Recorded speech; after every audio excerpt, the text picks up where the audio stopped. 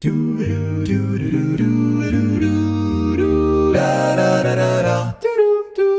heaven a rebellion arose when Lucifer soared and opposed. He tried to tarnish God's holy love, and the law declared from above. But evil has no rightful cause, its illusions are built upon flaws. A sorrowful choice was freely made, filling the world with dread and shade. This cosmic conflict is a war beyond compare, contending for our worship. It tempts us to despair, but the Eternal's law still reflects his love so pure. And soon the universe will witness his power endure. Satan twisted truth with cunning art, questioning God's very heart.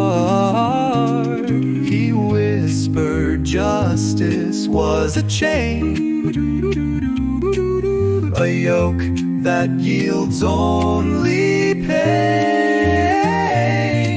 But Christ descended to our land, exalting the law by his command. He showed obedience sets us free, from sin's embrace we can flee. This cosmic conflict is a war beyond compare, contending for our worship. It tempts us to despair, but the Eternal's law still reflects his love so pure.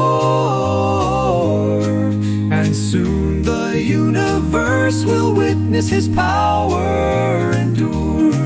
Within each heart the battle's waged, a war for faith that must be engaged. Yet every tongue will soon proclaim how righteous is our mighty King's name. His throne stands firm through every hour, his victory shines with endless power. For the plan of salvation stands secure, and forevermore it shall endure.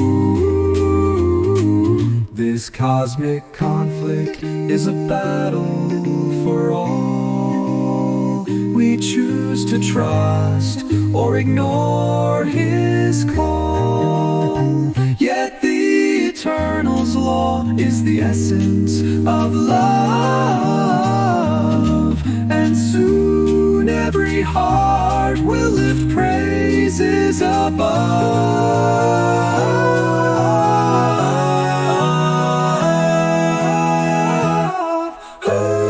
This cosmic conflict is a battle for all. We choose to trust or ignore his call. Yet the Eternal's law is the essence of love, and soon every heart will lift praises above.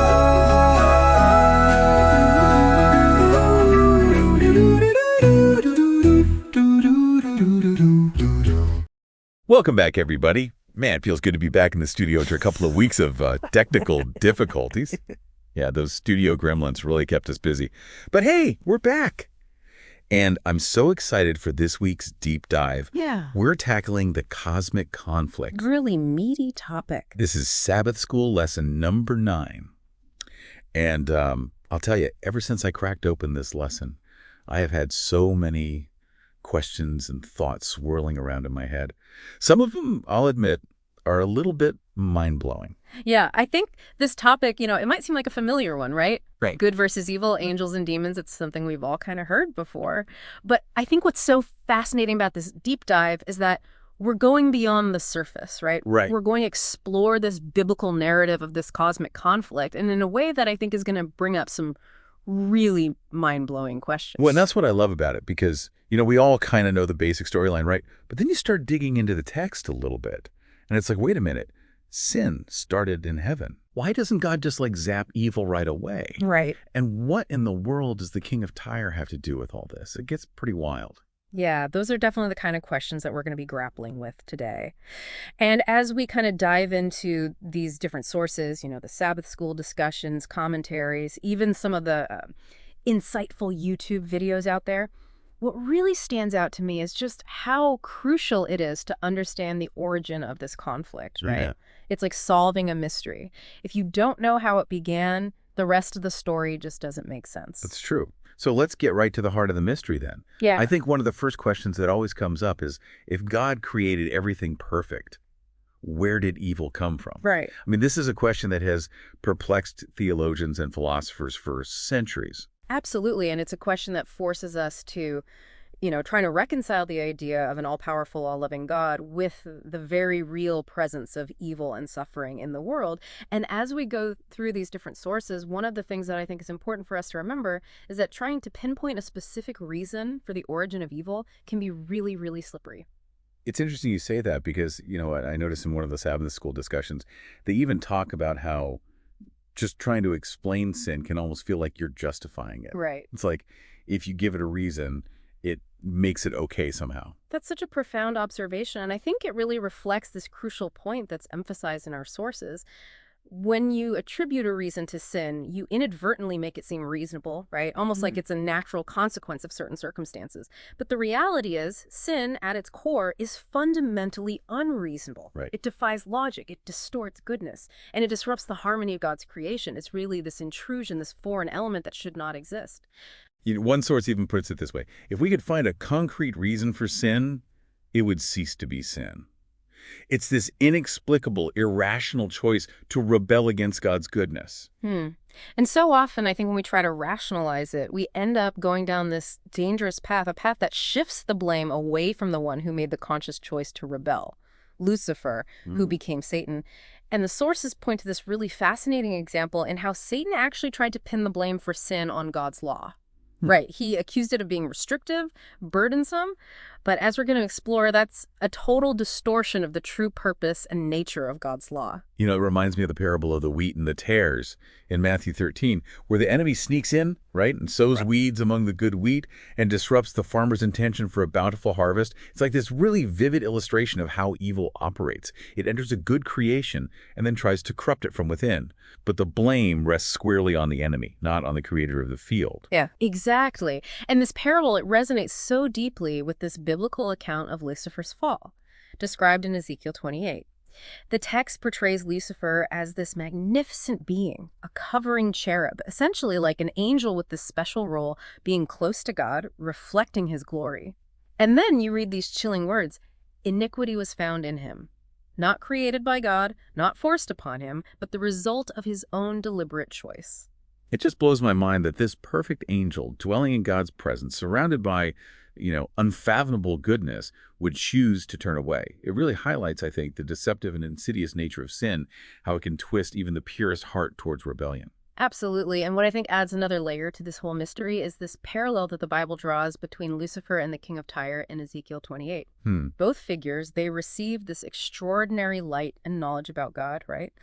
They enjoyed immense blessings, privileges, but they ultimately rejected God's authority and chose this path of pride and self-exaltation. It gives me chills, when I read Isaiah 14, where Lucifer declares, "I will ascend above the heights of the clouds. I will be like the Most High." It's just this stark reminder that this conflict isn't just about power. It's about a fundamental desire to usurp God's position, to replace him. That's such a crucial insight, and it reveals, I think, the true heart of this cosmic conflict. It's not just a power struggle. It's a battle for worship. It's a battle for allegiance. It's a battle for the very right to define what is good and what is evil. So connecting this to the bigger picture then, what does this all mean for us? I mean, this cosmic war sounds pretty intense, but is this something we need to be worried about in our everyday lives? Oh, absolutely. This conflict, it's not relegated to some distant realm or confined to the pages of ancient scripture. It has profound implications for our lives, for the choices that we make every single day. Wow. I think we need to take a moment and let that sink in. We'll be back in just a few minutes to continue unpacking this cosmic drama and see how it unfolds in the lives of God's people. Don't forget to subscribe to our channel. Stay tuned. As we, kind of dig deeper into this whole cosmic conflict thing, one of the things that really stood out to me from the sources was just how much emphasis there is on the real-world consequences of this battle. You know what I mean? It's not just this abstract theological debate happening somewhere out there in the cosmos. Right. This actually has tangible effects on our lives and, the world that we live in. Yeah, you're right. And I think one of the most profound ways that we see this playing out is in just how Satan's deceptions, they continue to permeate our society, often in really subtle and insidious ways, right? He's constantly whispering lies and distortions, trying to chip away at our trust in God and his goodness. Precisely. And we talked earlier about how Satan tries to portray God as restrictive, unloving, as if he's somehow holding us back from true happiness and fulfillment. Right.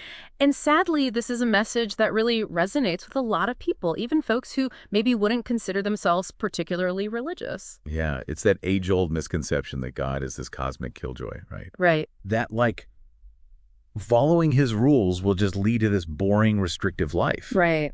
As if true freedom is found in just throwing off all constraints and doing whatever feels good in the moment. Right? Yeah. And the sources really highlight how this distorted view plays right into Satan's hands, right? Yeah. He tempts us with this allure of, worldly power, wealth, pleasure. He promises us that these things will bring us lasting satisfaction. Right. It's the same tactic he used with Jesus in the wilderness, right? Yeah.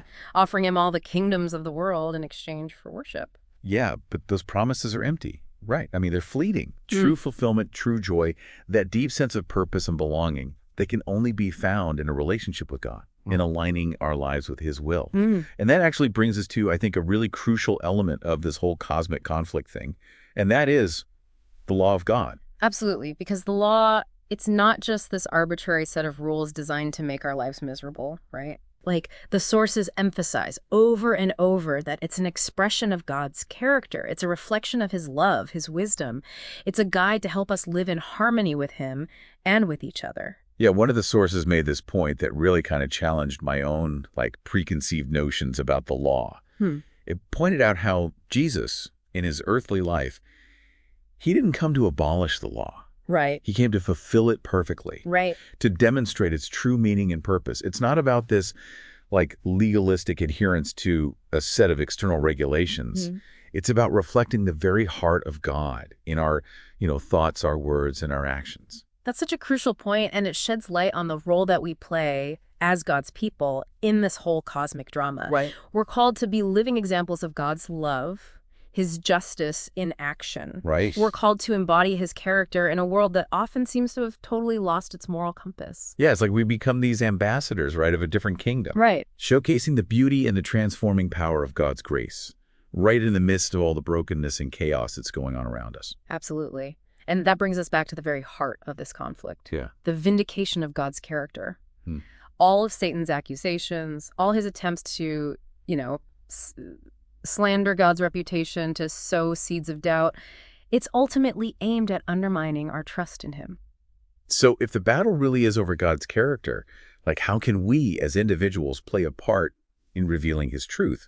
It feels a little daunting at times. It's how can our small choices, our actions, how can they really make a difference in this grand cosmic showdown? That's a question that I think resonates with all of us. Yeah. And the sources offer this really profound perspective. Yeah. While the scope of the conflict might be cosmic, right, the battle is ultimately won or lost in the hearts and minds of individuals. Every choice that we make, every thought we entertain, it's an opportunity to either align ourselves with God's side or with the enemy's. One source, it connected this back to the concept of worship. Yeah. And it emphasized that worship isn't just about singing hymns on Sabbath morning, right? Yeah. It's about every aspect of our lives. It's about asking ourselves, okay, in this moment, am I choosing to worship God or am I choosing to worship the things of this world? Right? Are my actions, my words, my thoughts reflecting the character of the one that I claim to follow? Wow. Those are some pretty tough questions. Those are powerful questions. Yeah, they are. And as we wrap up this part of our deep dive, one thought that just keeps coming back to me is this. The cosmic conflict, it's not just something that happened way back when or something that will be resolved in some distant future, right? Yeah. This is happening right now, all around us. Hmm. And it's happening within us. We're not just passive bystanders in this, we are active participants in this unfolding drama. That's both inspiring and sobering, I think. Yeah. Inspiring because it reminds us that our choices matter, that we Yeah. can make a difference. But sobering because it challenges us to, like, really examine our hearts and make sure we're fighting on the right side. Yeah, for sure. We'll be back after a short break to explore this further and see how we can, like, actually live victoriously in the midst of this cosmic battle. You know, as we kind of wrap up this deep dive into the cosmic conflict, I find myself, like, wrestling with this tension between the enormity of this battle that we've been talking about and the seemingly, small scope of our individual lives. Yeah, I think that's a tension that the sources acknowledge as well, right? It's easy to feel overwhelmed by the vastness of it all. Right. And to question whether our choices, like, really matter in the grand scheme of things. Exactly. It's like we can get so caught up in, the big picture, the epic battles between, like, angels and demons, that we lose sight of the significance of our, everyday decisions, like what we're doing, the actions we're taking. Right, but one of the things that I think the sources remind us of over and over is that God has chosen to work through his people, to reveal his character, his love to the world. It's not about our strength or perfection, right? Right. It's about surrendering to his power, allowing him to work in and through us. And that's a liberating thought, isn't it? Because let's be honest, none of us are perfect. We all make mistakes. We all have moments where we're aligning ourselves with the enemy's side more than we'd like to admit. Right? Absolutely. But the incredible thing about God's grace is that it doesn't depend on our perfection. It covers our imperfections. It empowers us to get back up when we fall, to keep fighting, to keep choosing his side even when we stumble. And that brings us, I think, to this concept of vindication, which I found to be like a really powerful thread woven throughout a lot of these sources that we looked at. Ultimately, the goal of this cosmic conflict isn't just to defeat evil, right? Right. It's to vindicate God's character, to show the universe that his way is truly the best way. That's such a crucial point. It's about demonstrating the truth about God in the face of all of Satan's lies and accusations. And as God's people, we have this incredible privilege of actually participating in that vindication, of being living proof that his love is real, that his law is just, that his grace is sufficient for all of our needs. So how do we, bring all of this together? How do we live with this awareness of the cosmic conflict, happening all around us without being paralyzed by fear? How do we move from understanding to action in a way that makes a real difference? I think it starts with cultivating this posture, a posture of both awareness and intentionality.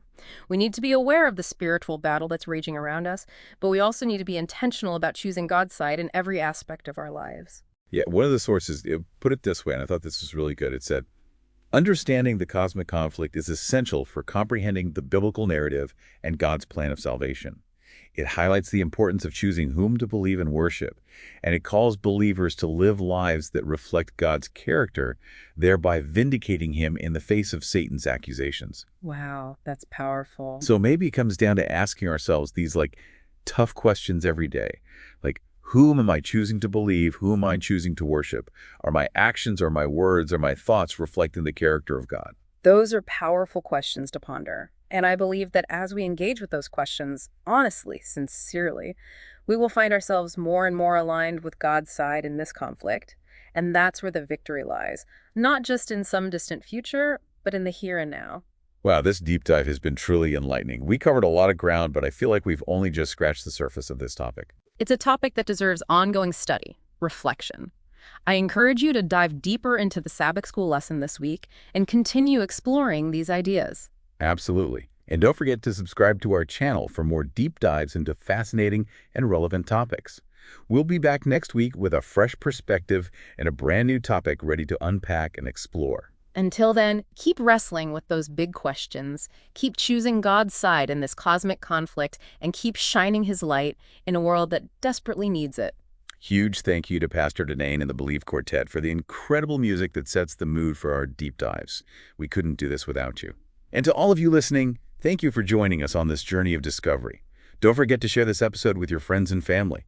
And until next time, keep seeking truth, keep growing in grace, and keep diving deep.